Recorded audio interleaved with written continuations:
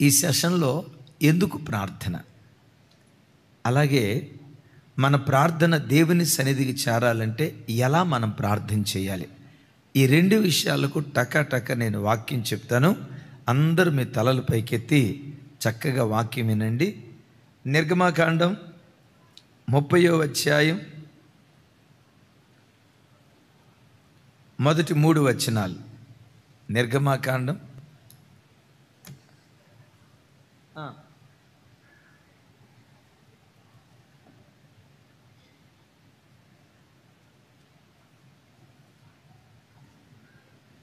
నాతో కలిసి చెప్పండి. మరియు ధూపము వేయుటకు ఒక వేదికను చేయవలెను, తుమ్మకర్రతో దాన్ని చేయవలెను.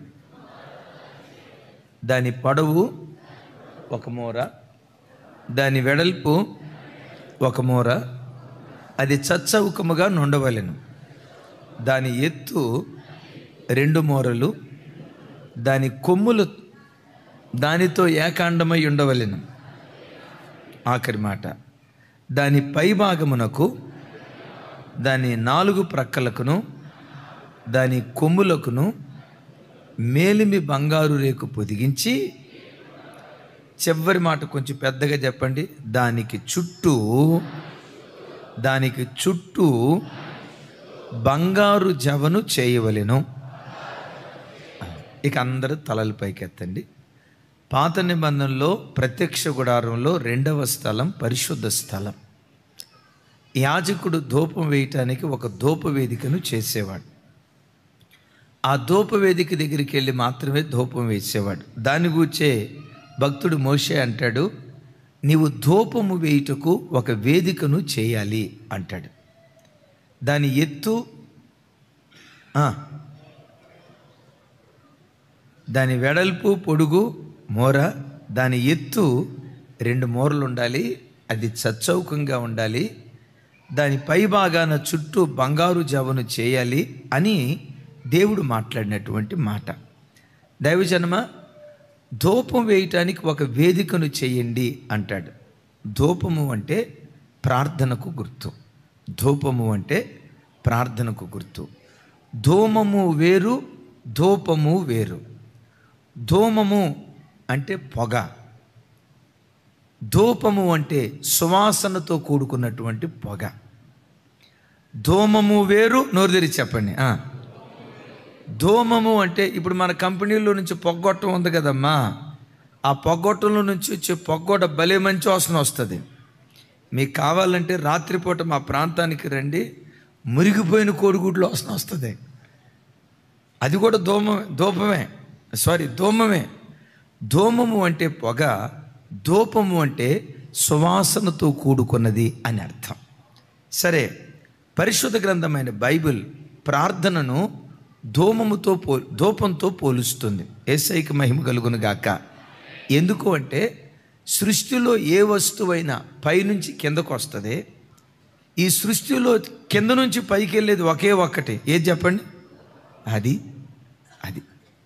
అందుకనే వాక్యం ప్రార్థనను ధూపంతో పోల్చినట్లుగా మనం చూస్తున్నాం. భక్తుడు దావీదు గారు అంటారు కదా, సాయంకాలము నేను చేతులెత్తుట నైవేద్యము వలె, నా ప్రార్థన ధూపము వలె నీ సన్నిధికి చేరునుగాక అంటాడు. సో ధూపం ఎక్కడ పడితే అక్కడ వేయొచ్చా అంటే ఏమంటాడంటే, ధూపము వేయుటకు ఒక వేదిక నువ్వు చేసుకోవాలి. నాతో కలిసి చెప్పండి, ధూపము వేయుటకు ఒక వేదికను చేసుకొనవలెను. అంటే ఈ మాటకున్న అర్థం ఏంటంటే, కొంచెం డబ్బున్న వాళ్ళు ఇల్లు కట్టుకునేటప్పుడు ఆ ఫ్లాట్లో రకరకాల రూమ్స్ పెడతారు. ఏంటి? కిచెను, బెడ్రూము, డైనింగ్ హాలు, ఇంకేముంటాయి చెప్పండి అమ్మా? డస్ట్రా అక్క,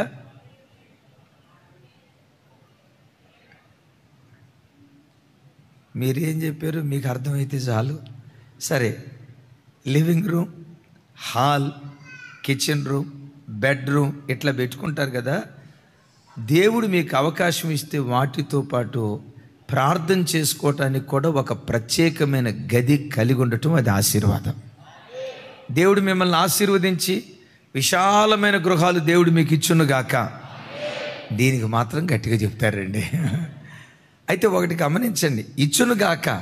అమ్మ రజనీ సిస్టర్, ఇస్తే తప్పకుండా ప్రార్థన చేసుకోవటానికంటూ ఒక ప్రత్యేకమైన గదిని కలిగి ఉండండి. సాధ్యమైనంత వరకు. ఒకవేళ మీరు అనుకోవచ్చు, అన్నయ్య మీరు చెప్పింది నిజమేన అన్నయ్య, మేము ఉండే ఇల్లు చాలా చిన్న ఇల్లు అన్నయ్య, ఒకటే రూమ్ అన్నయ్య, అక్కడే వండుకోవాలి, అక్కడే అన్ని కార్యక్రమాలు అన్నయ్య, మీరు చెప్పింది కరెక్టేనా అన్నయ్య, అందుకని నేను సరిగ్గా ప్రార్థన చేసుకోలేకపోతున్నాను అన్నయ్య అనేరుగాక. ఒక మాట చెప్పమంటారా? ప్రార్థించుకునే మనసు నీకు ఉండాలి, కానీ బస్టాండ్ కూడా ఆరాధనా స్థలంగా మారుస్తాం. ప్రార్థించే మనసు నీకు ఉండాలి, కానీ అది ఇరుకైన గదా, విశాలమైన గదా, అప్రస్తుతం. దేవునితో గడపాలనే ఆ ఒక్క మనస్సు నీకుంటే, ఎస్, ఆ మనస్సు పౌలుకు శీలకు ఉండటాన్ని బట్టే చెరసాలను కూడా దేవుని మందిరంగా మార్చారు. చెప్దాం ఆమేన్. సాధ్యమైనంత వరకు ఉంటే మంచిది, లేకపోతే ఇబ్బంది ఏం లేదు. ప్రార్థన చేసేటప్పుడు కూడా ఒకటి గమనించండి, పండుకున్న చోట ప్రార్థన చేయొద్దు. అంటే పండుకున్న చోట ప్రార్థన చేయటం పాపం అని అనుకునేరు కాక, కాదు.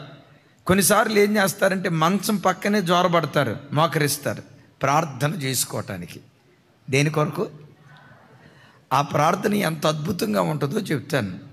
మంచం కోడి పక్కన మోకరిచ్చారు కదా, ఆ మంచం మీద చేయి పెడతారు కదా, ఆ మంచం కోడి మీద చేయి పెడతారు కదా, ఏం చేస్తారో తెలుసా? చేతులు అట్లా పెట్టి స్తోత్రం స్తోత్రం స్తోత్రం స్తోత్రం. ఆ మంచపు కోడి కింద మీద తలకాయ అనిచ్చటం అక్క మధ్యాకాశానికి పోతే కాదు. అందుకని బైబిల్లో చాలామంది భక్తులు రాతి వేతంత దూరం వెళ్ళి, వింటి వేతంత దూరం వెళ్ళి ప్రార్థన చేశారట. యేసయ్యకి మహిమ కలుగును గాక. దైవజనమా, ప్రార్థన ఎంత గొప్పది అనేదానికి ఒక్క మాట చెప్తా.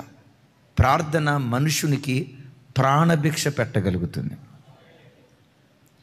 ఈ సృష్టిలో ప్రాణం కంటే విలువైంది ఏదైనా ఉందా? చెప్పాలరా తల్లి. ఇప్పుడు ఎవరైనా నీ దగ్గరకు వచ్చి, అమ్మా ముఖేష్ అంబానీకి ఎంత ఆస్తి ఉందో అంత ఆస్తి నీకు ఇచ్చేస్తా, నీ ప్రాణం నాకు ఇచ్చేయంటే ఏం చేస్తారు? ఆమెన్, ప్రైజ్ లార్డ్ అంటారా? మీరు అనేటట్టే ఉన్నారు. నేను అనే మాట ఏంటంటే, ముఖేష్ అంబానీకి ఎంత ఆస్తి ఉందో ఆ ఆస్తి అంతా నీకు ఇచ్చేస్తాను, నీ ప్రాణం తీసుకుంటాను అనంటే ఏమంటారు? ప్రాణం లేని కాడికి డబ్బు ఎందుకండి, డబ్బు కంటే నాకు ప్రాణం ముఖ్యం అంటారు. దైవజనమా, సృష్టిలో అన్నిటికంటే శ్రేష్టమైనది ప్రాణం. ప్రార్థన ప్రాణభిక్ష పెట్టగలుగుతుంది మనుషునికి. మరణంలో నుండి ఒక వ్యక్తిని జీవానికి దాటించగలిగిన శక్తి ప్రపంచంలో ఒక ప్రార్థనలో మాత్రమే ఉంది. మీరు అడగొచ్చు, ఎలా చెప్తారన్న ఈ మాట? ఒకానొక సందర్భంలో, మన కాలంలో కరోనా ఎలా వచ్చిందో, ఇశ్రాయేలీలు అరణ్య ప్రయాణంలో ఉన్నప్పుడు భయంకరమైన తెగులు ప్రజలను పట్టి పీడిస్తుంది. కళ్ళ ముందు వందల వేల మంది చనిపోతున్నారు. భర్తను కోల్పోయి భార్య గుడారం దగ్గరకు వచ్చి ఏడుస్తుంది. తండ్రిని కోల్పోయి పిల్లలు గుడారం దగ్గర ఏడుస్తున్నారు. అమ్మను కోల్పోయి పిల్లలు, భార్యను కోల్పోయి భర్త గుడారం దగ్గర కూర్చొని వెక్కి వెక్కి ఏడుస్తున్నారు. మోషేకి ఏం చేయాలో అర్థం కాల, జుట్టు బిక్కున్న పరిస్థితి. సరిగ్గా అప్పుడు దేవుడు అన్నాడు, మోషే, కలుగుతున్న కరువును బట్టి నువ్వు కలవరపడొద్దు, ఆ తెగులును బట్టి నువ్వు దిగులు పడొద్దు. ప్రభా, మరి ఏం చేయాలి? ఏమి లేదు. యాజకుడు అహరోను ఉన్నాడే, అహరోనును పిలిచి చచ్చిన వారికి బ్రతికిన వారికి మధ్యలో నిలవబడి ధూపం వేయమను. అతడు ధూపం వేస్తూ ఉండగా తెగులు ఆపుదల చేయబడుతుంది అన్నాడు. మారు మాట మాట్లాడకుండా అహరోనుకు చెప్పాడు. బైబిల్ ఏమని రాస్తుందో తెలుసా? అహరోను వేగముగా పరిగెత్తి చచ్చిన వారికి బ్రతికిన వారికి మధ్యలో నిలవబడి అలా ధూపం వేస్తున్నాడో లేదో, ధూపం వేయబడిన చోట నుండి తెగులు ఒక్క అంగుళం కూడా ముందుకు వెళ్ళలేకపోయిందట. సంహార దూత అక్కడ చంపబడింది. తతిమా ప్రజలందరూ చావుగోతిలో నుండి సజీవులుగా లేపబడ్డారు. హల్లెలూయా చెప్దాం, హల్లెలూయా. ఆ తెగులును నిర్మూలన చేసింది అది. అందరూ చెప్పాలి. చావవలసిన ప్రజలను బ్రతికించింది ఏది? చావలసిన ప్రజలకు ప్రాణభిక్ష పెట్టింది ఏది?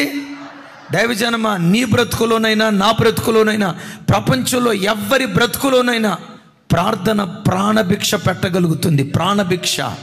అందుకని తమ్ముళ్ళారా, నా వైపు చూడండి. మీకు ఎంత అడావిడి ఉన్నా ఇంటిలో నుంచి అడుగు బయట పెట్టే ముందు ఒక చిన్న ప్రార్థన, నిమిషం ప్రార్థన అయినా చేసుకొని వెళ్ళండి. రాకపోకలంతట్లో తోడుగా ఉంటానన్నావు కదయ్యా, దేవదూతలను కాపుదలిస్తానన్నావు కదయ్యా, ఏ అపాయము కలగకుండా దేవదూతలు ఎత్తి పట్టుకుంటారని వాగ్దానం చేసావు కదయ్యా, ఈ దినమంతా నీ కాపుదల దయచేయని ఒక చిన్న ప్రార్థన చేసుకొని ఇంటిలో నుంచి అడుగుపెట్టు. ఆ సాయంత్రం సజీవురాలిగా ఆ ప్రార్థనను బట్టి ఇంటికి దేవుడు నిన్ను తోడుకొని వచ్చును గాక. చెప్దాం ఆమేన్. మనిషికి ప్రాణభిక్ష పెట్టింది ఏది? విచిత్రం చూడండి. మోషే అన్నాడు, మోషే అన్నాడు, అహరోనో, చచ్చిన వారికి బ్రతికిన వారికి మధ్యలో నువ్వు నిలబడి నువ్వు ధూపం వేయి అంటే బైబిల్లో రాయబడిన మాట, అహరోను వేగముగా పరిగెత్తి. దేని కొరకు? భోజనాల కార్యక్రమం కొరకా? దేని కొరకు? ఆఫీస్కా? దేని కొరకు? కంపెనీకా? తమ్ముడు చెప్పాలి. దేనికోసం? ప్రార్థన అని అంటంతో వేగంగా పరిగెత్తుతున్నాడు అహరోను. దైవజన్మ, ఉద్యోగానికి వేగంగా పరిగెత్తు, అవసరం, బ్రతకాలి కదా. చదువుల కోసం వేగంగా పరిగెత్తు, అవసరం. వాటన్నిటికంటే దేవుని మందిరంలో ఎప్పుడైనా ప్రార్థనలు జరుగుతూ ఉంటే వేగంగా పరిగెత్తుకుని వచ్చే గుంపులో నీ ఇల్లుండునుగాక, నీ పిల్లలుందురుగాక, నీ కుటుంబం ఉండునుగాక. ఎందుకో తెలుసా? మనం చేసే ప్రార్థన తెలియకుండా రహస్యంగా కోట్ల మంది ప్రజలకు ప్రాణభిక్ష పెడుతుంది. ఏమండి, ఈ 18 రోజులు ఎవరి కొరకు ప్రార్థన చేసామక్క? మన కొరక, ప్రపంచ దేశాల కొరక? తాగుబోతులు మారాలి చేశాం కదా. నీకు తెలుసా, నీ ప్రార్థన ద్వారా త్రాగుడు దురాత్మలు పాతాళాలు త్రొక్కివేయబడతాయి. ఎంతమంది మారుతారో, ఎంతమంది ప్రభు తట్టు తిరుగుతారో, ఆ ఆశీర్వాదం అంతా ప్రార్థించిన నీ మీద, నీ పిల్లల మీద, సంఘం మీద దేవుడు నిలవబెడతాడు. గట్టిగా చెప్తాం ఆమేన్. ఎంతోమంది వ్యభిచారుల కొరకు, దొంగల కొరకు, మాంత్రికుల కొరకు, రకరకాల పాపపు సంఖ్యలతో బంధించబడుతున్న వారి కొరకు ప్రార్థన చేశాం. మనం ఆ సంఖ్యలు తెంచలేం, కానీ నీవు చేసే ప్రార్థన తప్పకుండా సంఖ్యలు తెంచగలుగుతుంది. గట్టిగా చెప్తాం ఆమేన్. అందుకని దైవజనమ, ప్రార్థన అంటంతో చూడండి చూడండి చూడండి, సికింద్రాబాద్ రాజానా ఎక్కడున్నాడమ్మా? రాజానా ప్రార్థన అని అంటంతో పరిగెత్తుకుంటా రావాలి. ఉపవాస ప్రార్థన అవకాశం చేసుకొని, డ్యూటీ అయిపోయిందా, అలసిపోయిన శరీరంతోనైనా దేవా ఒక పిల్లరకు ఆనుకోను, ఎక్కడో ఓ చోట కూర్చోను, కాళ్ళు అట్లా చాపుకొని స్తోత్రం నాయన, స్తోత్రం నాయన, స్తోత్రం నాయన, స్తోత్రం స్తోత్రం నాయన అను పర్వాలా. అలసిన శరీరంతో కూడా నువ్వు చేసే స్తోత్ర ధ్వనందు చూసారా, ప్రపంచాన్ని విప్లవాత్మకంగా మార్చగలుగుతాడు. దేవుడు నీ ఆసక్తి చూస్తాడు. అలిసిపోద్ది శరీరం కదా, అలిసిపోద్ది. ఏమండి, అలసట మీకు ఎక్కువ ఉంటుందా, మాకు ఎక్కువ ఉంటుందా? మీకా? ఏం 3 పూటలు తినొచ్చి మీకేం అలసట అమ్మా? చెప్పండి గాబరియలన్నా, మీకేం అలసట? ఏమో మీరు కొని తెచ్చుకున్న అలసట్లు ఉంటాయి, కానీ వాస్తవంగా మీకేం అలసట్లేదు. దైవజన్మ అలాగని లేదని నేను అంటలేదు. పగలంతా ఉద్యోగాలు చేసుకొని అలసిపోయి మందిరానికి వచ్చి కూర్చోండి, ఎక్కడో ఒక చోట కూర్చొని ఆ అలసిన శరీరంతో స్తోత్రగానం చేస్తావే, ఆ స్తుతి జయధ్వని దేవుని మనస్సును గెలుచుకుంటుంది. నేను అలసిపోయానులే అని ఇంట్లో ఉన్నాం అనుకో, దానివల్ల ఉపయోగం లేదు. అలసిన, బలహీనపడిన, అయ్యో కూర్చునే ఓపిక లేకపోయినా ఏదో ఒక చోట కూర్చుంటానయ్యా, ఆ అలసిన శరీరంతో నువ్వు చేసే ప్రార్థన. మోషే అలసిన శరీరంతో సినాయి పర్వతం ఎక్కి అక్కడ చేతులు ఎత్తాడు కదా. మోషే చేతులు ఎత్తితే ఇజ్రాయేలీలు గెలిచారట. ఆమేన్. మన చేతులు ఎత్తడం ద్వారా లక్షల కొలది ప్రజలను దేవుడు గెలిపించునుగాక. చెప్దాం ఆమేన్. అందుకని అంటాడు, నువ్వు ధూపం వేయటానికి ఒక వేదికను అయితే ఒక మాట అంటాడు, నాయనా ధూపద్రవ్యాలు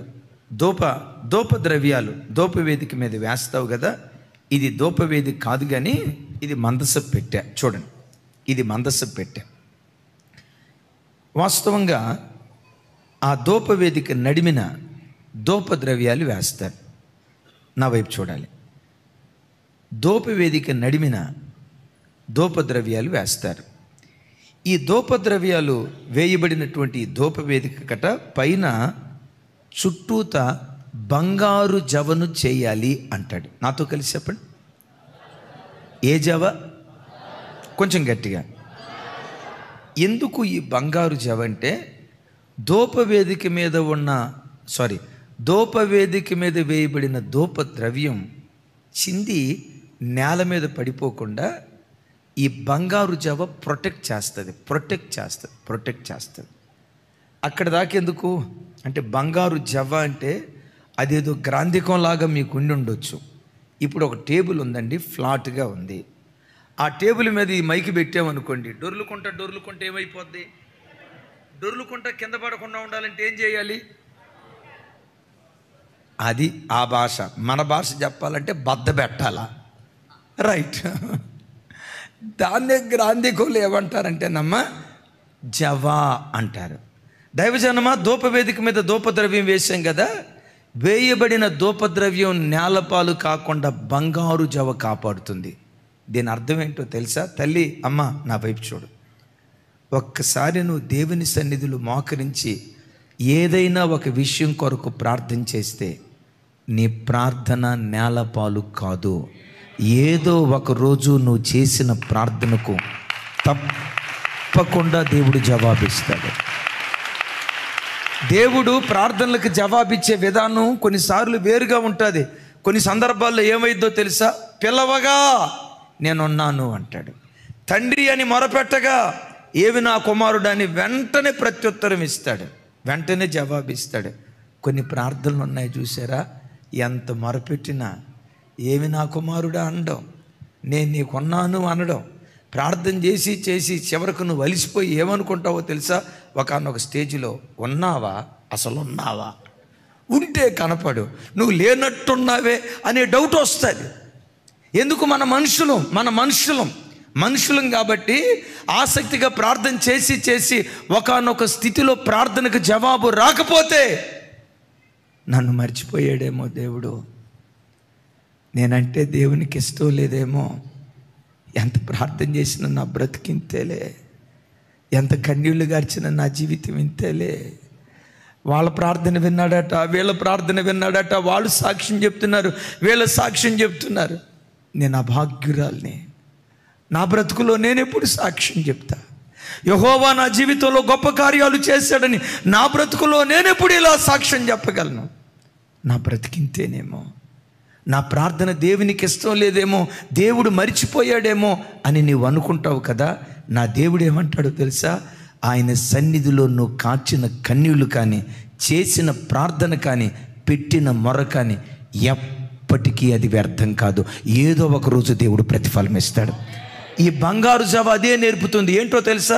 ఒక్కసారి నువ్వు ధూపద్రవ్యం మీద ఒకసారి ధూపం వేస్తే అది నేలపాలు కాకుండా చేసిన ప్రతి ప్రార్థనకు దేవుడు జవాబిస్తాడు. రాత్రి వీడియో షూట్ తీసాం పైన. ఒక ఆయన సాక్ష్యం బహుశా రేపో మాపో అప్లోడ్ చేస్తాం. అద్భుతం.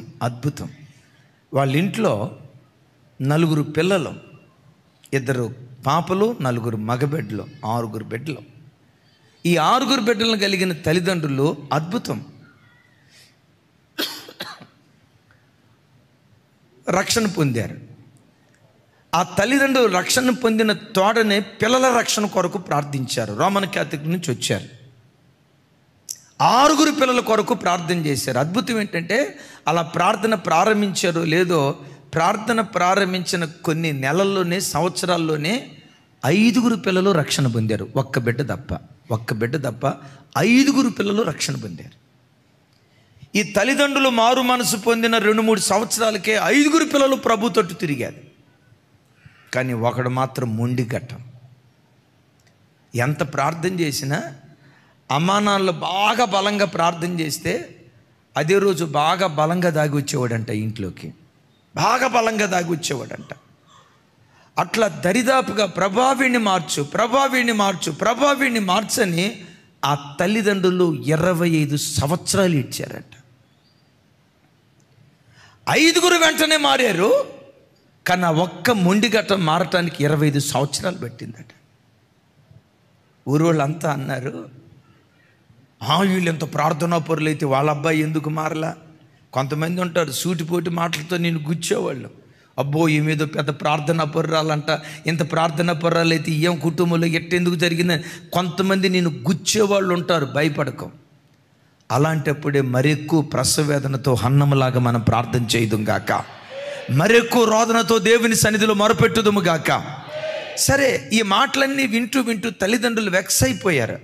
ఒకానొక సందర్భంలో ప్రార్థనా పరులైన తల్లిదండ్రులే ఇక ఈడు మారడేమో అనుకున్నారు. ఒకానొక రోజు మంచి గాఢ నిద్రలో ఉన్నారట ఆ తల్లిదండ్రులు ఇద్దరు. ఏదో ఇంట్లో అలికిడవుతున్నట్లుగా శబ్దం వస్తుంది. ఏంటో అలికిడవుతుందని చెప్పి ఆ నిద్రమత్తులు కళ్ళు అలా తెరిచి చూశారండి. ఆ దూలానికి ఉరితాడు వేసుకొని ఆ త్రాగుబోతుగా ఉన్న కొడుకు ఆ దూలానికి ఉరితాడి వేసుకొని ఉరేసుకొని చచ్చిపోబోతున్నాడట. ఆ దృశ్యం తల్లిదండ్రులు కళ్ళతో చూశారండి. ఉలిక్కిపడి లేచారు. రే, ఏమైందిరా నీకు, ఎందుకురా ఉరేసుకుంటున్నావు? ఏడుస్తూ అన్నాడట, అమ్మా నాకు మంచిగా బ్రతకాలని ఉంది, బ్రతకలేకపోతున్నా. ఈ త్రాగుడు వైపు వెళ్ళకూడదు అని అనిపించింది, కానీ వెళ్తూ ఉన్నా. నేను బ్రతికొండగా ఏ రోజు మీరు తలెత్తుకునే కార్యక్రమం నేను చేయలేదు.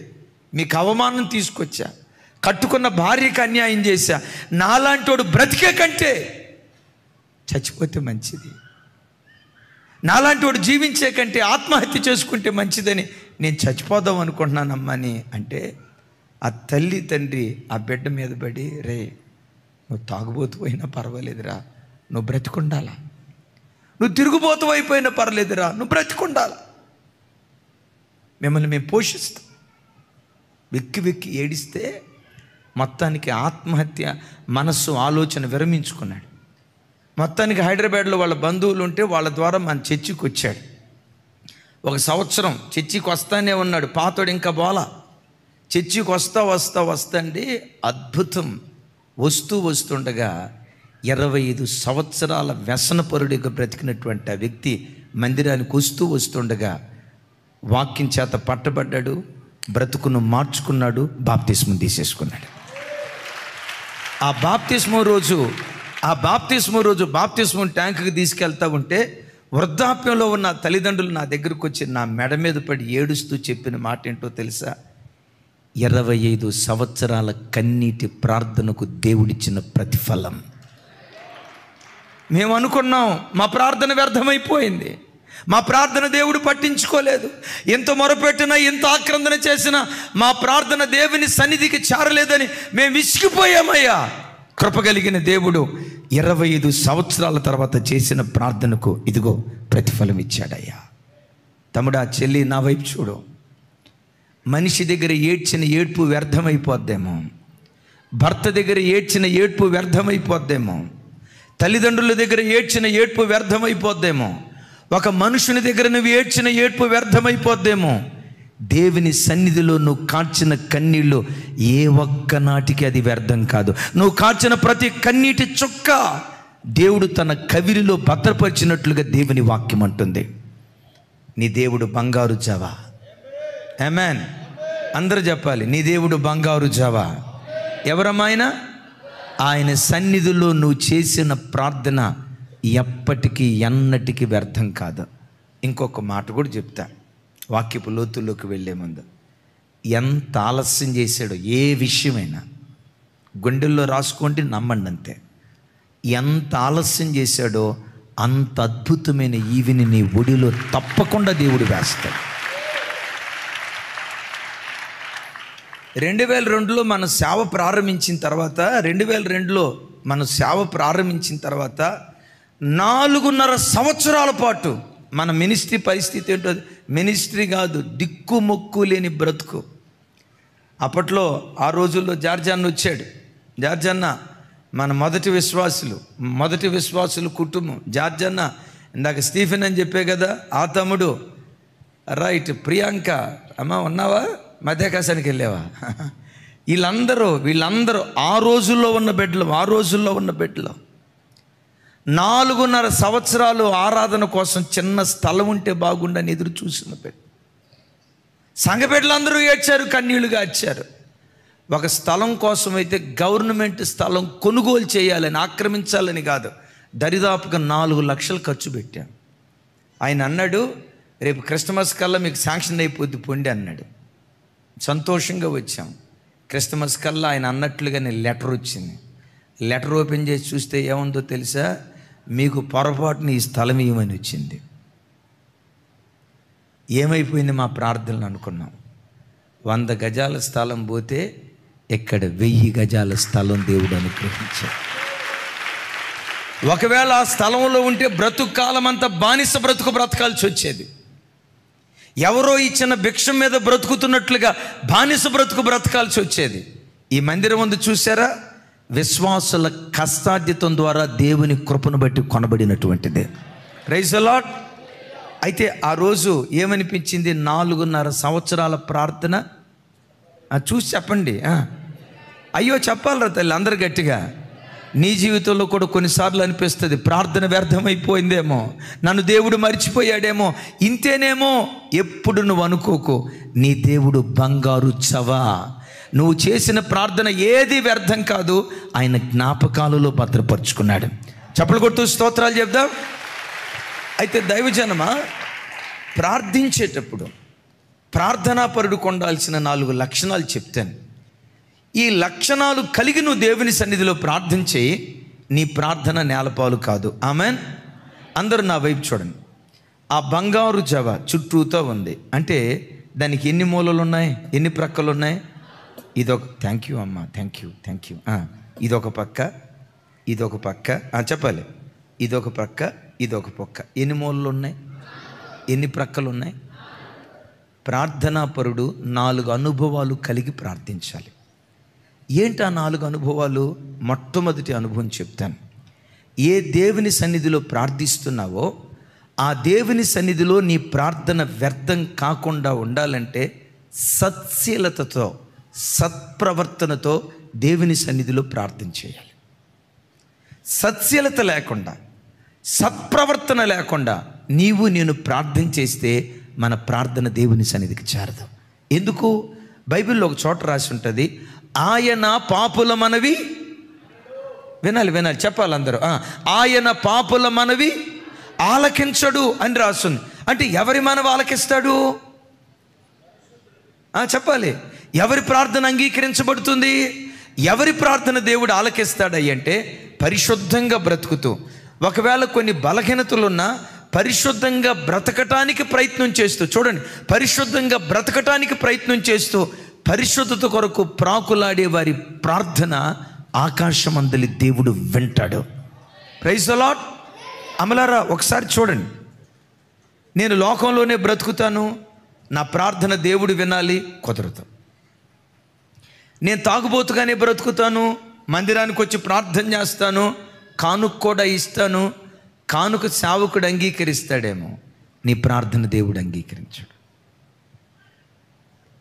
నేను అక్రమ సంబంధాల్లోనే బ్రతుకుతాను, సెల్ ఫోన్లో అశ్లీలమైన బూతు బొమ్మలు చూస్తాను, మరలా మందిరానికి వచ్చి ప్రార్థన చేస్తాను, నాకు కలిగిన దానిలో దేవునికి 10వ భాగం ఇస్తాను అని నీవంటే, దైవజనమా గమనించండి, ఆయన పాపుల మనవి. నీ ప్రార్థన దేవుడు అంగీకరించాలంటే నీ ప్రాణాత్మ శరీరాలు పవిత్రంగా ఉండేటట్లుగా నిన్ను నీవు కాపాడుకొందువుగాక. పరిశుద్ధత లేకుండా ఒక వ్యక్తి ప్రార్థన చేస్తే ఆ ప్రార్థన ఏమైపోద్దో ఒక్క మాట. సమూయేలు 2వ గ్రంథం, అందరూ చూడండి. సమూయేలు 2వ గ్రంథం 12వ అధ్యాయం 16, 17, 18 వచనాలు. 16, 17, 18 వచనాలు నాతో కలిసి చెప్పండి.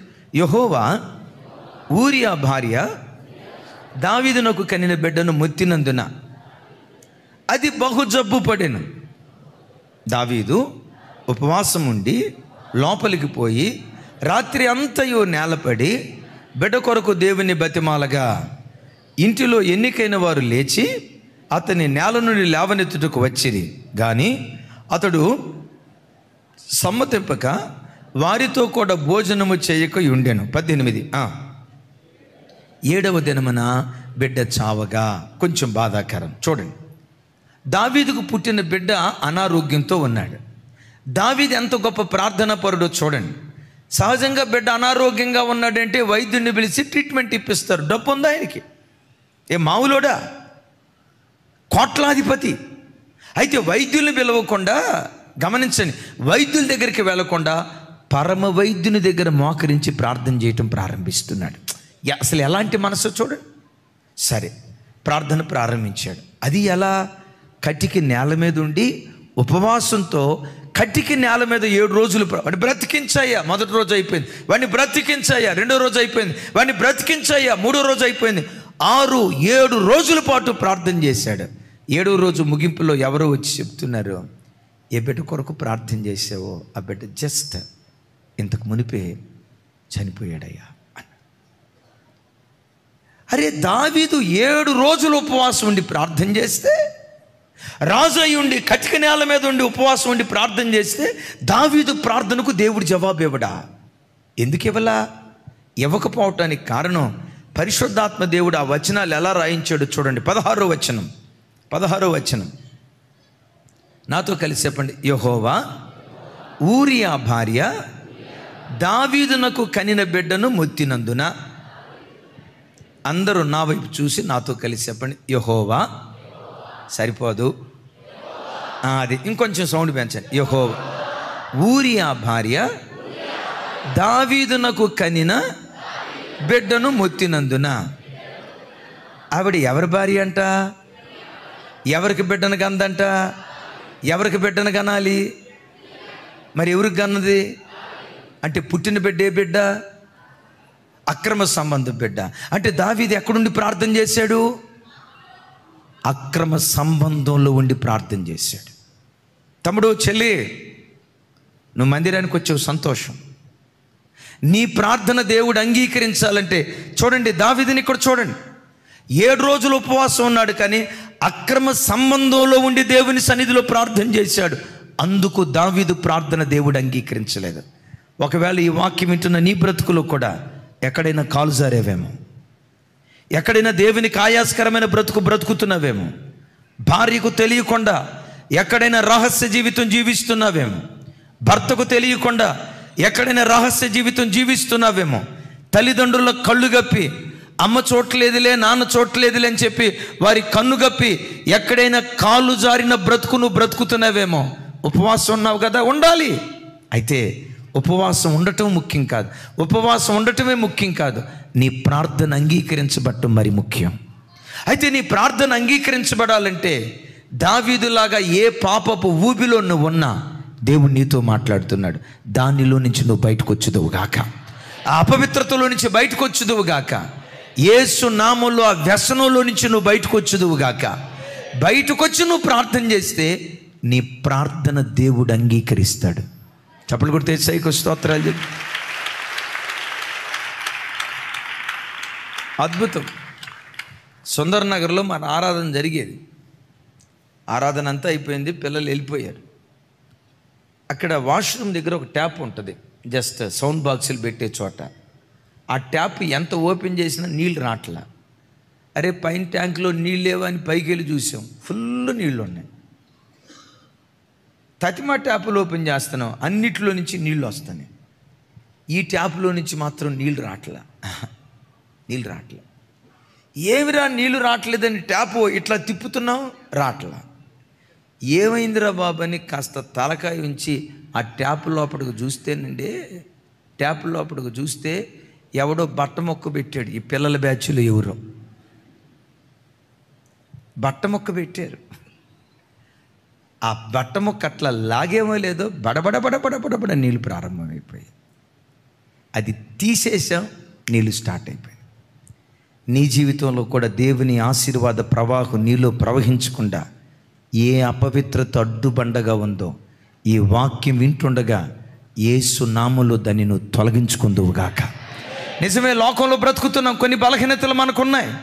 లోకంలో బ్రతుకుతున్నావు, కొన్ని దేవునికి ఆయాస్కరమైన గుణాలు ఉన్నాయి. నేనంట ఈ వాక్యం వింటుండగా వాటిని నువ్వు తొలగించుకోగలిగితే దేవుని సన్నిధిలో మోకరించు, నీ ప్రార్థన ధూపంలాగా దేవుని సన్నిధికి చేరునుగాక. అన్నయ్య, మరి నాకు ఏ అలవాటు లేదు, నా ప్రార్థనకి ఎందుకు జవాబు రాలేదు అని అంటావా? కలవరపడకు. నీ దేవుడు బంగారు జవ. ఏదో ఒక రోజు నీ ప్రార్థనకు తప్పకుండా దేవుడు జవాబిస్తాడు. ఎంత ఆలస్యం చేశాడో అంత అద్భుతమైన ఈవి నీ ఒడిలో దేవుడు వేయునుగాక. ప్రార్థించేటప్పుడు మనకు ఉండాల్సిన మొట్టమొదటి లక్షణం సత్శీలత. చెప్పండి. చారుశీలత కాదు, చెప్పండి. సత్శీలత. సత్శీలత అంటే, శీలం అంటే గుణం. మంచి గుణం కలిగిన వారిగా మనం బ్రతకాలి. రైట్. ఎన్ని ప్రక్కలు ఉన్నాయి? ఒక ప్రక్క సత్శీలత, రెండో పక్క నీ ప్రార్థన దేవుడు అంగీకరించాలన్నా, నీ ప్రార్థనకు దేవుడు జవాబు ఇవ్వాలన్నా సదుద్దేశంతో ప్రార్థన చేయాలి. పెద్దగా చెప్పండి. నువ్వు ప్రార్థన చేసేటప్పుడు మొట్టమొదటి దేవుడు ఏం చూస్తాడో తెలుసా? నీ ఉద్దేశాన్ని చూస్తాడు. నీ ఉద్దేశం ఎక్కడుందయ్యా ఈ మాట? యాకోబు పత్రిక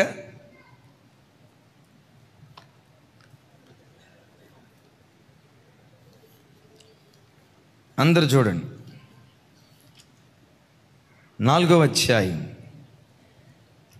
యాకోబు పత్రిక 4వ అధ్యాయం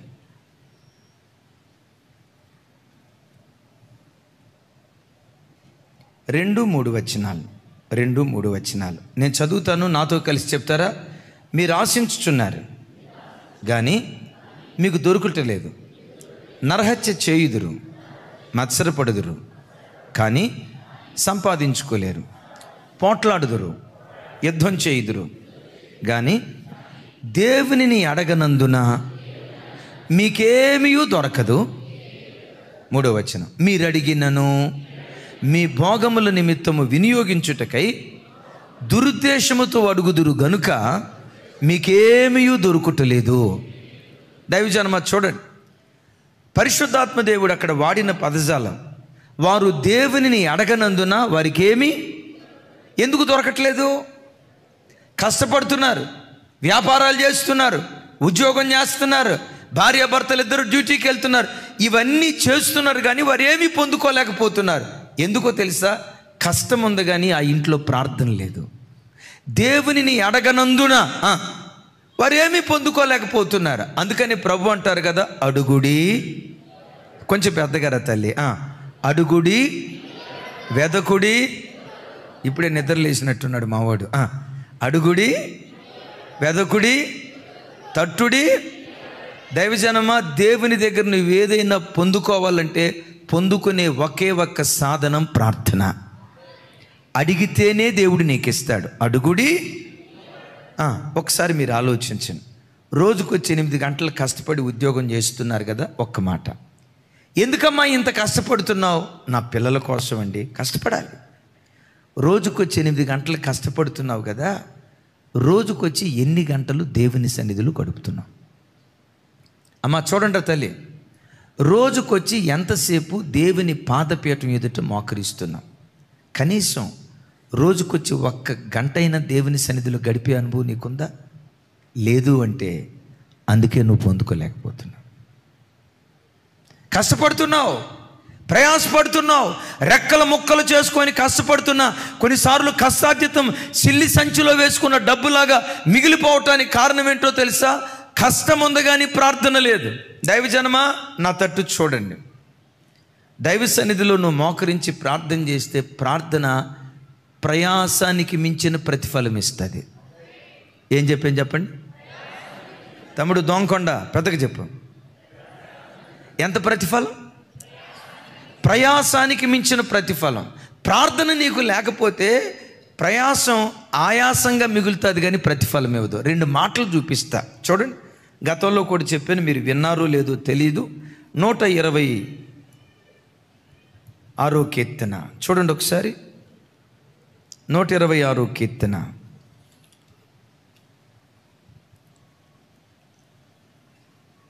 6వ చరణం 7వ చరణం. నాతో కలిసి చెప్పండి. పిడికెడి విత్తనములు చేత పట్టుకొని ఏడ్చుచుపోయి విత్తువాడు సంతోషగానము చేయుచు పనులు మోసుకొని వచ్చును. నా తట్టు చూడండి. పొలంలో విత్తనాలు విత్తటానికి వెళ్ళాడు. పిడికెడు అని రాసి ఉందా, పిడికెళ్ళు అని రాసి ఉందా? అందరూ చెప్పాలి. జస్ట్ పిడికెడే, జస్ట్ పిడికెడే. అమ్మా ఎంత తల్లి? పిడికేడు విత్తనాలు. చెప్పండి చెప్పండి, ఎంత? పిడికేడు విత్తనాలు తీసుకొని విత్తనం విత్తుతున్నాడు. ప్రతి విత్తనానికి నీళ్లు కాదు, తన కన్నీటి చుక్కలు చేర్చాడు. పెద్దగా చెప్దాం ఆమెనని. ఏం చేర్చాడు? అందరూ విత్తనాలు వేసినప్పుడు నీళ్లు పోస్తారు, కానీ ఈ భక్తుడు ఏం పోసాడో తెలుసా? ఒక్కొక్క విత్తనానికి కన్నీటి చుక్క. అయ్యా ఈ విత్తనం మొలకెత్తాలి, అయ్యా ఈ విత్తనం మొలకెత్తాలి, అయ్యా ఈ విత్తనం మొలకెత్తాలి. ఎక్కడెక్కడి నుంచో డబ్బులు తీసుకొచ్చి పొలంలో పెట్టుబడి పెట్టానయ్యా, నా విత్తనం కుళ్ళిపోకూడదయ్యా. ఇస్సాకు విత్తనాలు విత్తితే 100 పంట పండిందట కదా, నా విత్తనాలు కూడా అలా ఫలించాలని విత్తనానికి తన కన్నీటి చుక్కను చేర్చాడు. విత్తింది పిడికిడే, కానీ కోసేటప్పుడు పనళ్ళు మోసుకుంటూ వస్తున్నాడట. అరే విత్తిందెంత? పిడికెళ్ళు కాదు, చెప్పాలి. విత్తింది పిడికెడే, జస్ట్ పిడికెడే, జస్ట్ పిడికెడే. కానీ మోసుకొని వచ్చేటప్పుడు మాత్రం చూడండి, కానీ మోసుకొని వచ్చేటప్పుడు మాత్రం పనలు మోసుకుంటూ వస్తూ ఉన్నాడు. Praise the Lord. ఎందుకు పనలు మోసుకుంటూ వచ్చాడో తెలుసా? ప్రార్థన ప్రయాసానికి మించిన ప్రతిఫలం నీకు అనుగ్రహిస్తుంది. ఇప్పుడు మమ్మల్ని చూడండి, సేవ సేవ సేవ అని అటు ఇటు తిరుగుతామా? మరి సేవ సేవ అని అటు ఇటు తిరుగుతాం, మాకు ప్రార్థన లేకపోతే ఎందుకు 21 రోజు కడుపు చంపుకొని ఇక్కడ దేవుని మందిరంలో ఉంటున్నాం? మీరు ఆలస్యంగా వస్తారేమో, మేము ఆలస్యంగా రావట్లా. 10 కంటే 9:50 కల్లా వచ్చి కూర్చుంటున్నాం. 6:30 కంటే 6:20 కల్లా వచ్చి కూర్చున్నాం. మీరు ఉద్యోగాలకు వెళ్ళాలి, చేసుకొని రావాలి. ఎందుకు శరీరాన్ని నలగొట్టుకుంటున్నావో తెలుసా?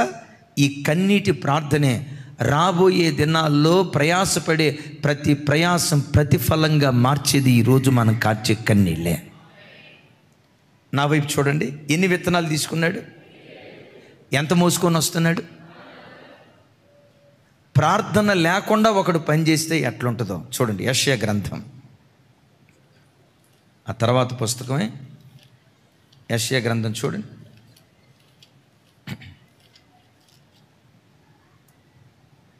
2వ అధ్యాయం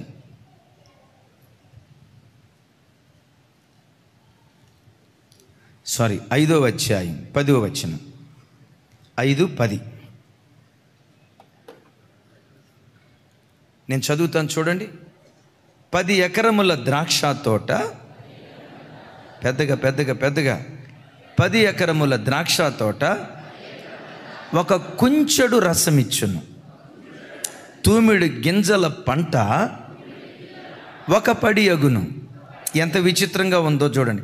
10 ఎకరముల ద్రాక్ష తోట ఒక కుంచెడు రసమిచ్చును. కుంచెడు అంటే 4 మానికలం. ఎప్పటి లెక్కలో చెప్పాలంటే 8 కిలోలు.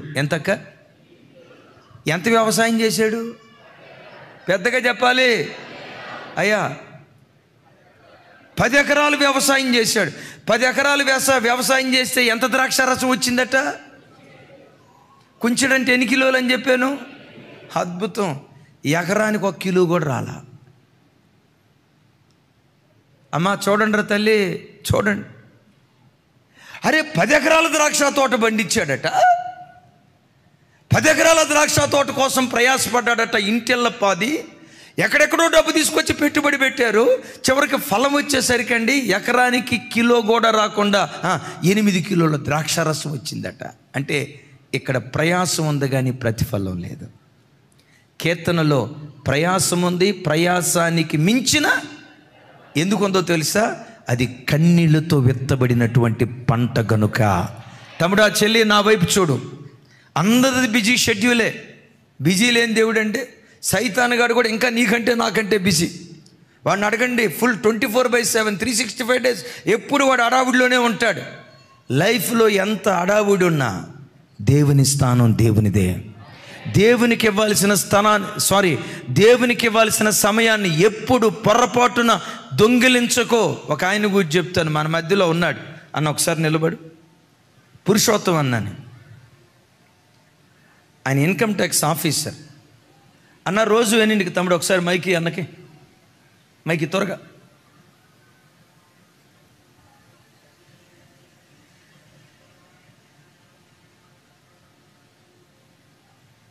అన్న మీ పేరు ఒకసారి ఆన్ చేయండి. పురుషోత్తమరావు. పురుషోత్తం అన్న, రోజు ఎన్నింటికి లెగుస్తారు? 3 గంటలకండి. 3 గంటలకు లేచి వాష్రూమ్కి వెళ్ళి వచ్చి పండుకుంటారు, అంతే కదా? ప్రార్థన చేసుకుంటాను. ఎన్నింటి దాకా? 5:30 అంటే 5 o'clock మీ మెసేజ్ వచ్చే వరకు. 5 o'clock వరకు. 3కి లెగుస్తారు. 3కి లెగుస్తాను. 3కి లేచి 5 o'clock దాకా. 5కి 5:30 దాకా మన మెసేజ్ వస్తుంది. తర్వాత అన్న కాలకృత్యాలు తీర్చుకుంటాం, ఇంట్లో హెల్ప్ చేస్తాం, తర్వాత ఆఫీస్కి వెళ్తారు. ఇంటికి వచ్చిన తర్వాత ప్రార్థన మీ లైఫ్ చెప్పండి. ఈవినింగ్ ఇంటికి 6కి వస్తానండి. 6కి వచ్చిన తర్వాత టీ స్నాక్స్ తీసుకుని స్నేక్స్ రైట్. తర్వాత మళ్ళీ 8:30 వరకు ప్రేయర్ చేసుకుంటానండి. 8:30కి డిన్నర్ చేసుకుని మళ్ళీ ఒక హాఫ్ అన్ అవర్ ప్రేయర్ చేసుకుని పడుకుంటాను. 10 o'clock వరకు పడుకుంటానండి. రోజు ఉదయం 3ంటికి నాకు మెసేజ్ పెడతాడు, అయ్యగారు ప్రైజ్ ది లార్డ్. రోజు 3ంటికి. ప్రతిరోజు సూర్యుడు తూర్పు దిక్కున ఉదయించడం మర్చిపోతాడేమో నాకు తెలియదు, కానీ ఈయన 3ంటికి లేచి ప్రార్థన చేయటం మర్చిపోవడం. పడమట దిక్కున సూర్యుడు అస్తమించడం మర్చిపోతాడేమో కానీ కుటుంబ ప్రార్థన మర్చిపోడండి. అన్ని కుటుంబంలో నుంచి వచ్చినాడు. అలాగని చోటా మోటా వ్యక్తి కాదు, income tax officer, CI SIO, అందరికంటే ముందు వస్తాడండి. అన్న ఫస్ట్ సర్వీస్కి వచ్చారా? సెకండ్ సర్వీస్ కూడా ఉన్నారా? Second service. హరి అయితే నీకు 3 త్రిబుల్ డమాకా. అబ్బా చూడండి తల్లి. అన్న ఫస్ట్ సర్వీస్కి వస్తే ఎన్నింటికి వస్తారు? మంది 5:45 కదా. మీరు ఎన్నింటికి బయలుదేరుతారు? నేను ఇంట్లో 3:30కి బయలుదేరుతానండి. మీరు సురారంలో కదా ఉండేది? ఎక్కడ? నేను వచ్చేది మొత్తం 25 కిలోమీటర్ నుంచి వస్తాను. ఆగండి. మీరు ఉండేది సోరారం కాదా అని అన్నానంటే ఆయన సోరారంలో ఉంటున్నాడు అని నేను అనుకున్నారా? కాదు. సోరారంలో ఉండే భక్తులు 5:45 ఆరాధనకు వచ్చేటప్పుడు 6:30కు వస్తారు మమ్మల్ని ఆశీర్వదించిపోదామని. వాళ్ళకి సిగ్గు రావటానికి చెప్తున్నా ఈ మాట, వాళ్ళకి సిగ్గు రావటానికి. అన్న ఎన్నింటికి వస్తారు చెప్పండి మరలా? ఖచ్చితంగా ప్రతి ఆదివారం 5 గంటలకి ఉంటానండి. అక్క అర్ధగంట ముందు మోకరించి ప్రార్థన చేస్తాడక్క. ఇది భక్తి. ఊరక లేనిపోయింది తవ్వుకొని పనికి మాలిని పెంట మీదేసుకొని ఆ దరిద్రపు బుద్ధి వద్దు. చూడండి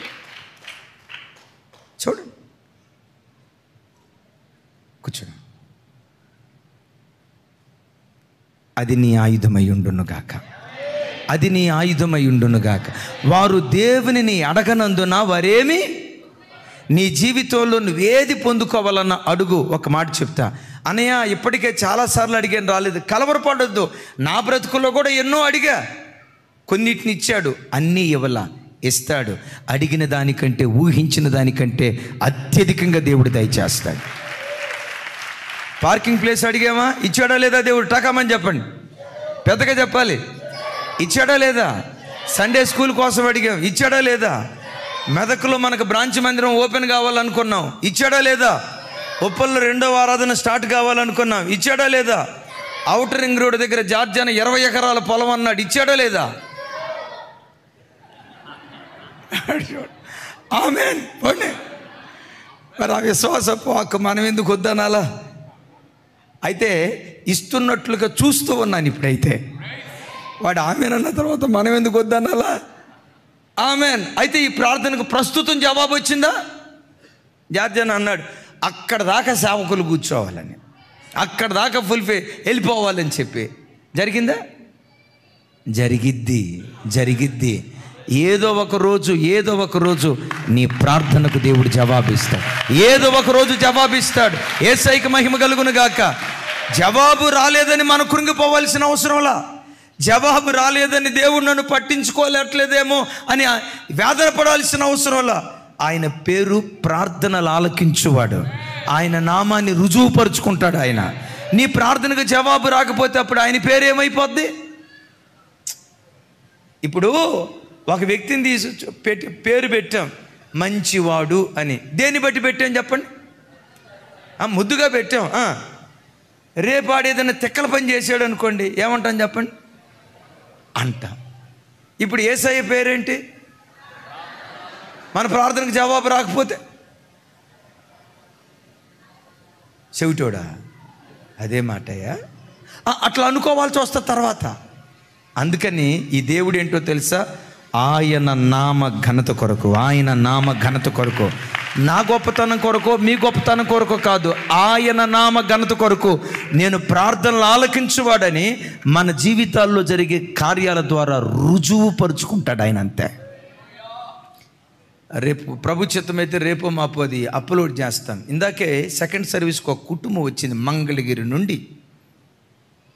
వాళ్ళది నవలూరు. ఆ చెల్లి పేరు సుజాత, సుజాత. లాక్డౌన్ దినాల్లో మన లైవ్ చూశారు. మంచి భక్తి కలిగిన బిడ్డ.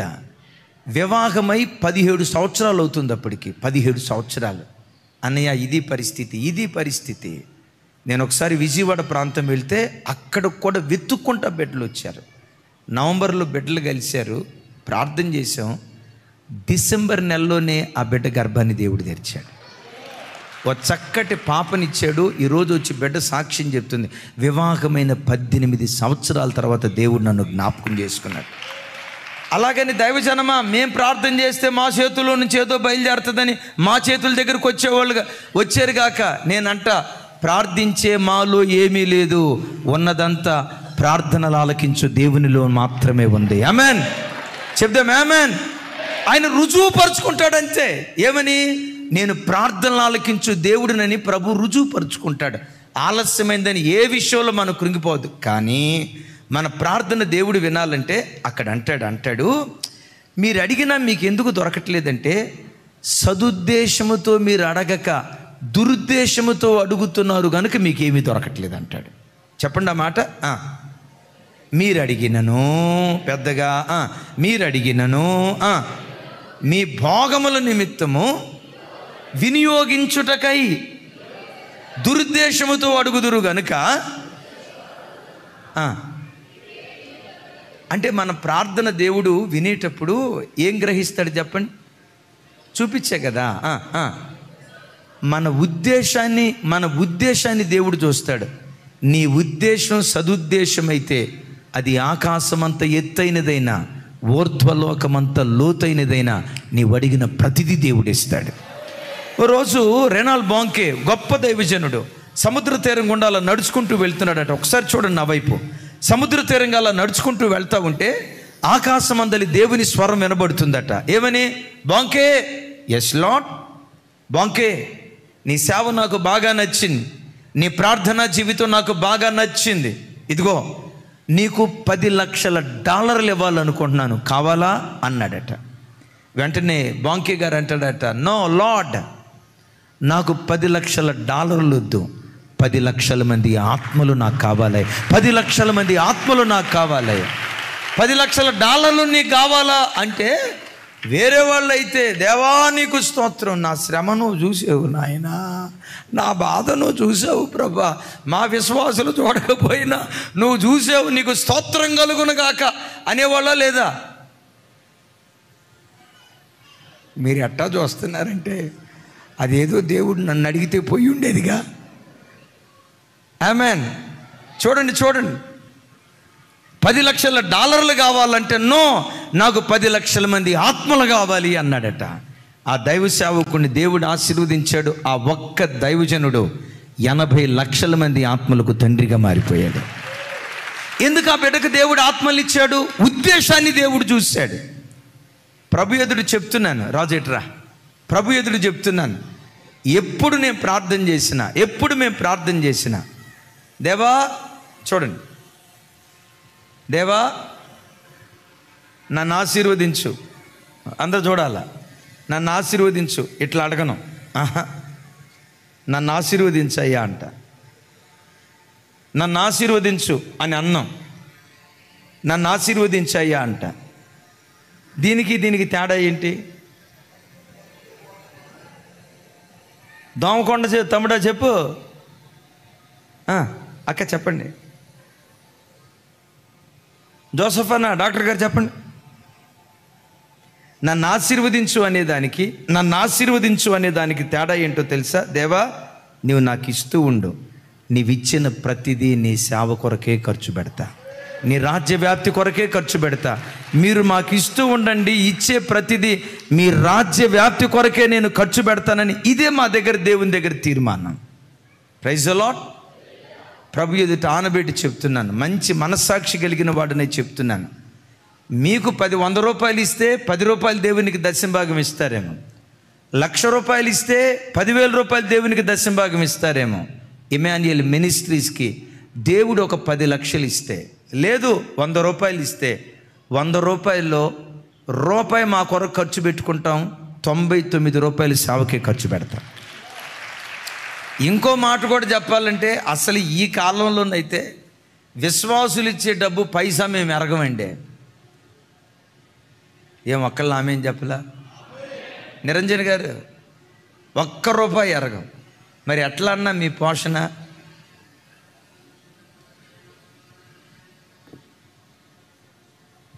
₹100 ఇస్తే 99 రూపాయలు ఎప్పటికి కాదు, మేం ప్రభు దగ్గరికి చేరుకునే వరకు ఇదే ప్రతిష్టలో మేము బ్రతుకుతాం.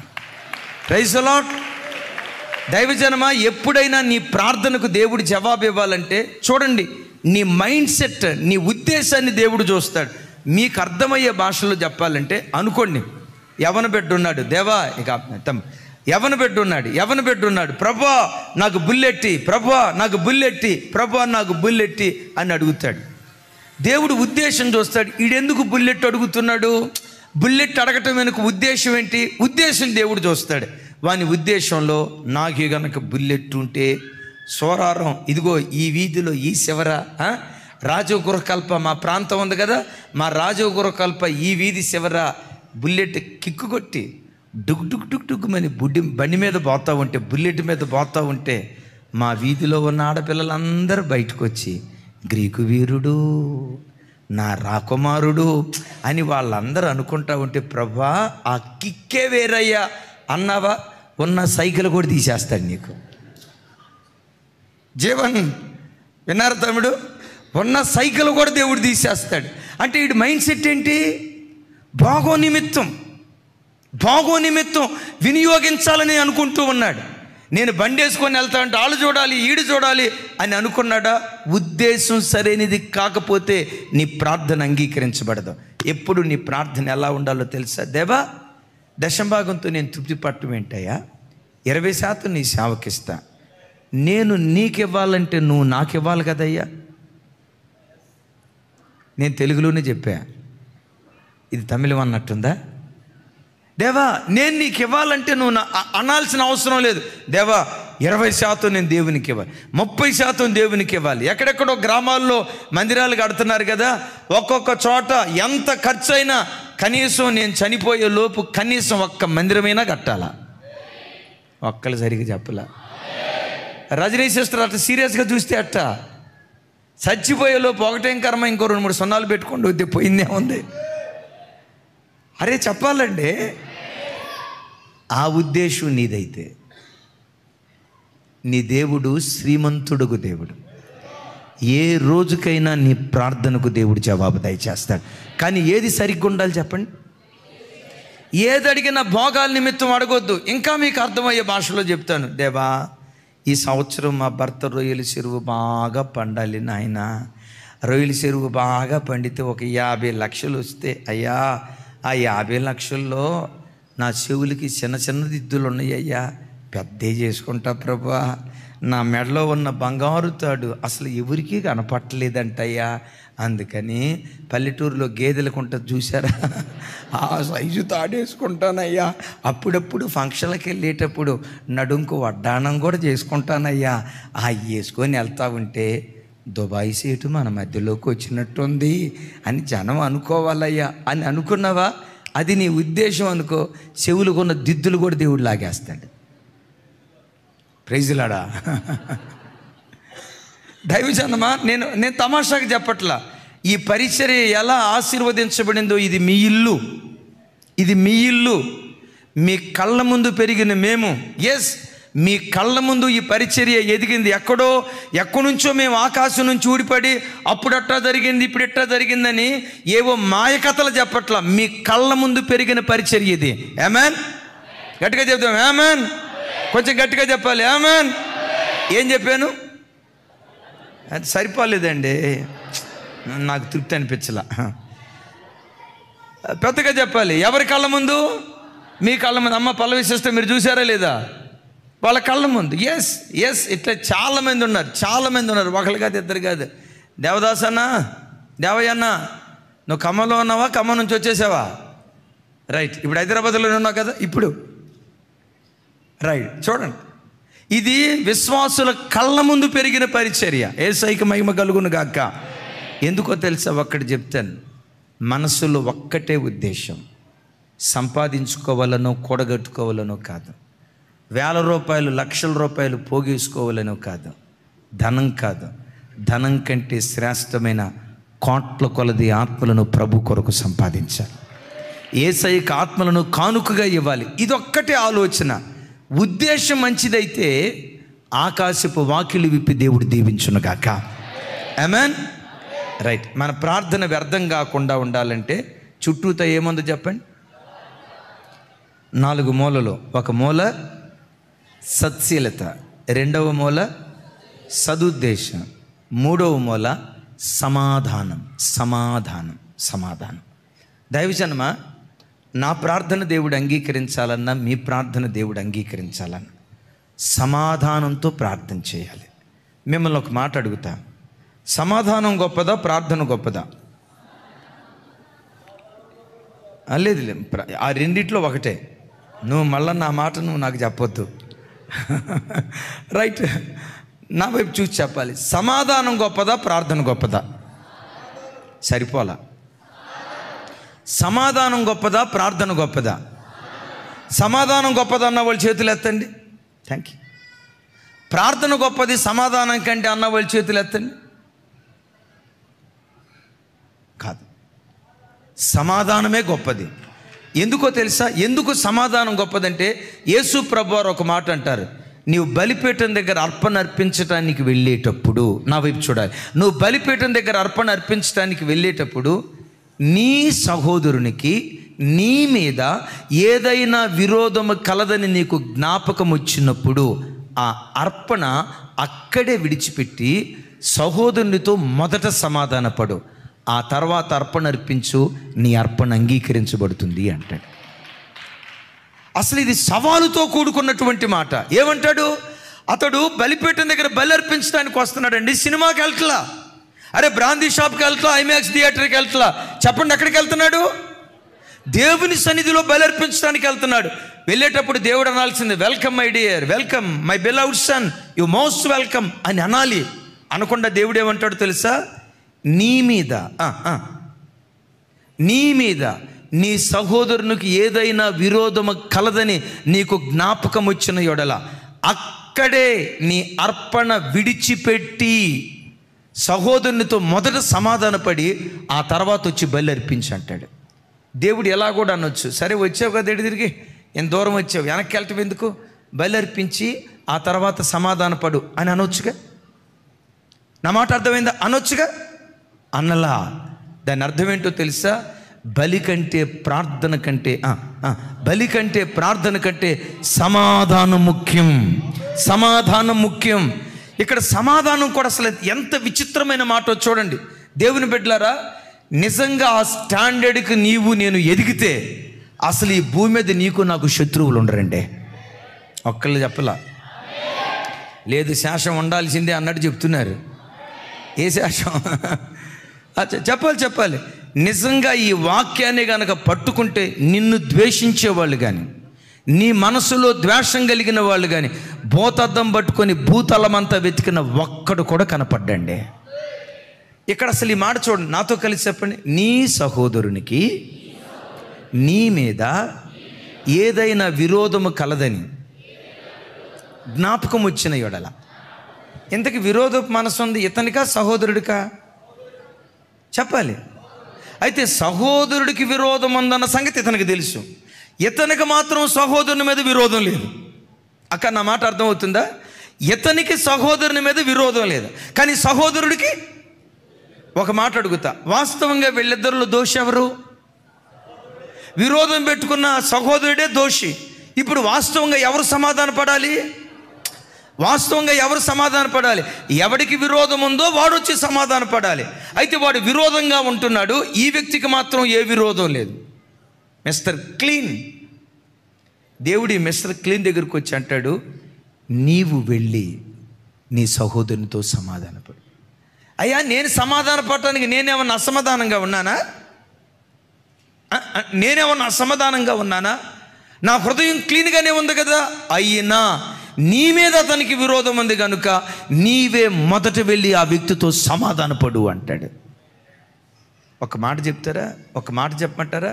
పచ్చిగా కొండ బ్రద్దలు కొట్టేటట్టు చెప్తాను. శత్రుత్వం పెట్టుకొని బలలో పాలు పంపులు పొందటానికి వస్తావు. అన్నదమ్ముల మీద ద్వేషం పెట్టుకొని బలలో పాలు పంపులు పొందటానికి వస్తావు. కన్న తండ్రికి మొద్దు అన్నం పెట్టడం చేతగాక బలలో పాలు పంపులు పొందటానికి వస్తావు. వృద్ధాప్యంలో ఉన్న అత్తమామలను కనీసం దయ కూడా చూపించకుండా కాటినిపు హృదయంతో దేవుని మందిరానికి వచ్చి నేను 21 రోజులు ఉపవాసం ఉన్నాను అంటావు. నేనంట, ఎవడింటాడు నీ ప్రార్థన? నీ ప్రార్థనకు ఎవడు జవాబిస్తాడు?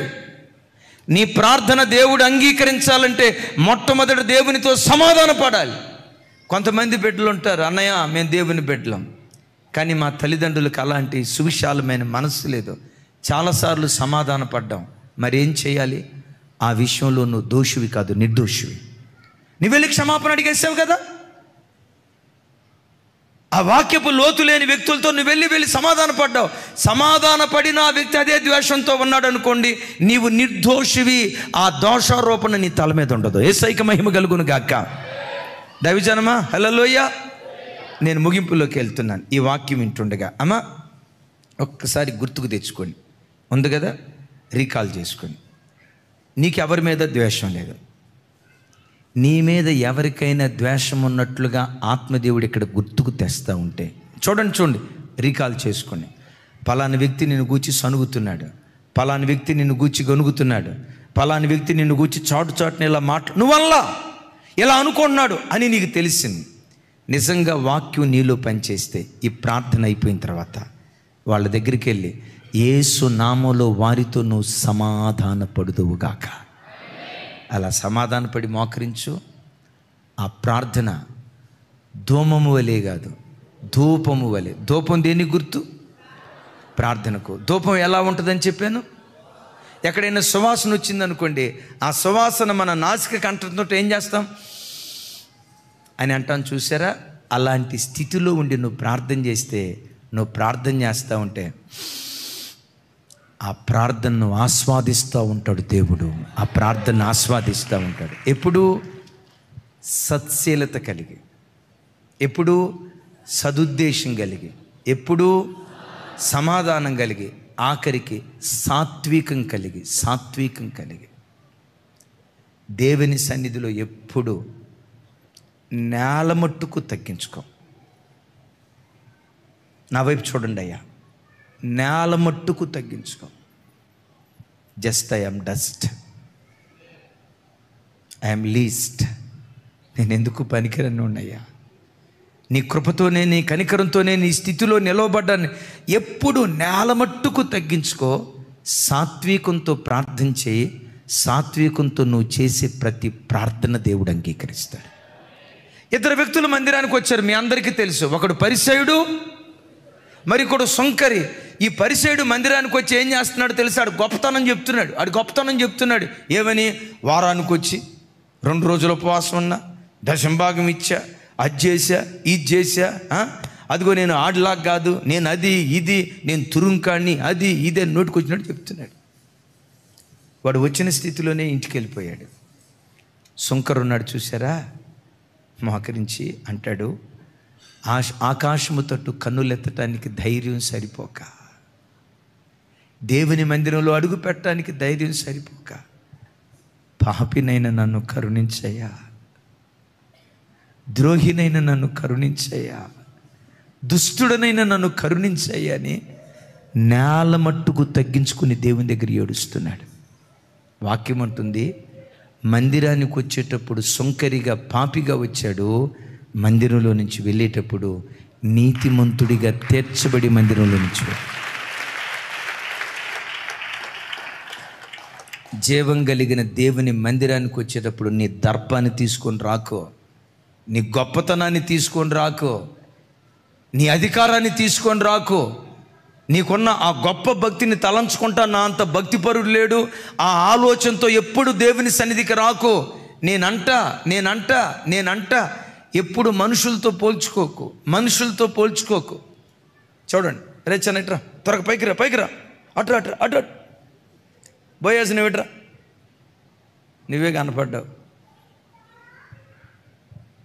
ఈడు నా పక్కన పెట్టుకొని, అక్క చూడండి, ఈడు నా పక్కన పెట్టుకొని నేను అనుకుంటా, అబ్బా నేను చాలా ఎత్తురా, అసలు హైదరాబాదులోనే నా అంత ఎత్తుటోడు లేడేమోరా. ఎవరిని పక్కన పెట్టుకున్నా చెప్పాలి, ఈయన్ని పక్కన పెట్టుకున్నా. ఇప్పుడు నా ఎత్తు ఎంత చెప్పండి. మీరు అనుకుంటారు, అమ్మో అన్న 6 అడుగుల జానుబాహుడు అనుకుంటా. నాకు కూడా అట్టాగే అనిపిస్తుంది. ఎవరిని పెట్టుకున్నాను? బోయాజను అక్కడే ఉండు, ఇక్కడికి రాకు. అక్కడుంటే నా ఎత్తు తెలుస్తుంది. దేవుని ఎదుటికి వెళ్తే నీ రహస్య పాపాలు బయటపడతాయి. మనుషులతో పోల్చుకోకు. మనుషుల కంటే నీలో కొంచెం నీతి ఉండొచ్చు, వెలిచిన్న మనుషులతో పోలిస్తే కొంచెం నీతి ఉండొచ్చు, కానీ దేవుని దగ్గరికి వెళ్ళేసరికి నీ నీతి క్రియలు కూడా మురికి కొట్టలో. అలాంటి దేవుని దగ్గర మోకరించేటప్పుడు గడగడ వణుకుతావు. నిజంగా దైవ భయం నీకుంటే, దేవుడనే భయం నీకుంటే, దేవుని సన్నిధిలో మోకరించేటప్పుడు చూడు, కాలు మీద కాలు వేసుకొని ఊపుకుంటా, ఏం చెప్తావో చెప్పుకో చూద్దాం, రైట్ వచ్చాములే పొయ్యానులే అని. అంటే కాలు మీద కాలు వేసుకోవటం తప్పని కాదు నా అభిప్రాయం. అంటే ఒక స్పందన లేకుండా, హృదయ కదలిక లేకుండా వచ్చిన స్థితిలోనే ఒకడు వెళ్ళిపోవటానికి కారణం ఏంటో తెలుసా? ఆ దైవ భయం లేక.